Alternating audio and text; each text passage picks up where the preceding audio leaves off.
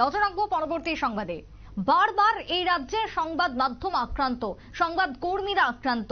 বাদ গেল না গতকালকে রাত্রে সাংবাদিক, চিত্র সাংবাদিক সুজিত আচার্যের উপর হামলা, দুষ্কৃতী হামলা এবং দুষ্কৃতী হামলায় বর্তমানে গুরুতর আহত চিত্র সাংবাদিক সুজিত আচার্য বর্তমানে জীবিতে ভর্তি রয়েছে, চলছে তার চিকিৎসা। অন্যদিকে দাঁড়িয়ে রাজ্যের সংবাদ মাধ্যম রীতিমতো ক্ষোভ প্রকাশ করেছে, রাস্তায় নেমেছে, ধর্নায় পর্যন্ত বসেছে সংবাদ মাধ্যমের একাংশ কর্মীরা। আজ ইতিমধ্যে পুলিশ স্টেশনের সামনে, বিশেষ করে আমতলী থানার প্রবেশের ঠিক মুখে ধর্নায় বসলেন এই রাজ্যের সাংবাদিকরা। গতকালকে রাত্রের ঘটনার প্রতিবাদ এবং তার সাথে দোষীদের শাস্তির দাবিতে সোচ্চার সাংবাদিক মহল। সুজিত আচার্যের উপর কে বা কারা আক্রমণ করেছে, কি কারণ, কি উদ্দেশ্য, তারা কারা, এত সাহস তাদের কোথায় থেকে আসছে, বারবার এই প্রশ্নগুলোই আজকে তুলেছেন সাংবাদিকদের আজকের প্রতিনিধি দল এবং তারা দোষীদের উপযুক্ত শাস্তির দাবিতে ধর্নায় আমতলী থানার ঠিক সামনে। প্রথমে শুনুন সাংবাদিক শানিক দেবরায়, তিনি কি জানিয়েছেন। আশা কারণ হচ্ছে যে কালকে রাত্রে একটা ঘটনা ঘটেছে, সাংবাদিকদের উপর আবার আক্রমণ হয়েছে, ভীষণভাবে আক্রান্ত হয়েছে আমাদের সাংবাদিকরা। এদেরকে রড দিয়ে পিটিয়ে, মানে এদের পেছনে দুষ্কৃতিকারীরা ছুটতে ছুটতে ওদেরকে মেরেছে রড দিয়ে, মারাত্মক। এটা কিছুক্ষণ আগে প্রণব বলছিল যে হিন্দি সিনেমাতে এরকম দেখা যায়। ঘটনা হচ্ছে যে অ্যাজ এ হোল শহরে যদি রাত্রিবেলা পুলিশ টহল থাকে বা অ্যাডমিনিস্ট্রেশন কখনো ঘুমাবে, সেটা তো হতে পারে না। তো এই নিরাপত্তা যেভাবে সীমান্তে আমাদের প্রহরীরা জেগে থাকে, আমরা শহর গ্রামগুলি নিশ্চিন্ত থাকে, তেমনি করে রাত্রিবেলার আমরা অনেক রাত্রে যারা কাজ করে ফিরি, এটা আমাদের প্রতিনিয়ত আমরা দেখতে পাচ্ছি যে সেই অর্থে আমরা কিন্তু কখনো কোনো পুলিশ দেখতে পাই না। তো ঘটনা হচ্ছে এগুলি স্ট্রং হলে, অ্যাডমিনিস্ট্রেশনের এই জায়গাগুলি স্ট্রং হলে আমরা নিশ্চিন্তে কাজ করতে পারি, নিরাপদে কাজ করতে পারি।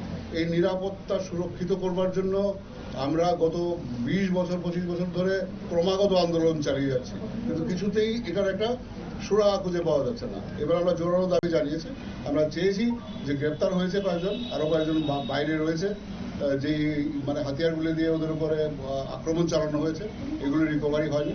এগুলি রিকভারি করে যেন চার্জগুলি সঠিকভাবে প্রয়োগ করে বিষয়টা যাতে কোর্টে ফরওয়ার্ডিং করানো হয়, যাতে করে আমরা বিচার পাই। We are here only for justice, we want justice. আপনারা শুনলেন সাংবাদিক শানিক দেবরায়ের বক্তব্য। আমরা তার প্রতিবাদ জানাচ্ছি এবং শাস্তি চাইছি। রাতের বেলার নিরাপত্তা কোথায় রয়েছে, অ্যাডমিনিস্ট্রেশন কোথায় রয়েছে, প্রশাসনের ভূমিকা কি, রাত্রের পুলিশের টহলদারি কোথায়, এই প্রশ্নই আজকে তুলেছেন সাংবাদিকদের আজকের এই প্রতিনিধি দল এবং আমতলী থানার সামনে তাদের ধর্ণা চলে। তবে আজকের প্রতিনিধি দল যখন সাক্ষাৎ করে, তারপরে পুলিশের কি বক্তব্য উঠে এসেছে, পুলিশ সুপার তিনি কি জানিয়েছেন ঘটনার প্রতিক্রিয়ায় শুনুন। সাংবাদিককে সিদ্ধি আশ্রম এলাকায় গত রাতে কিছু লোক মেরেছে।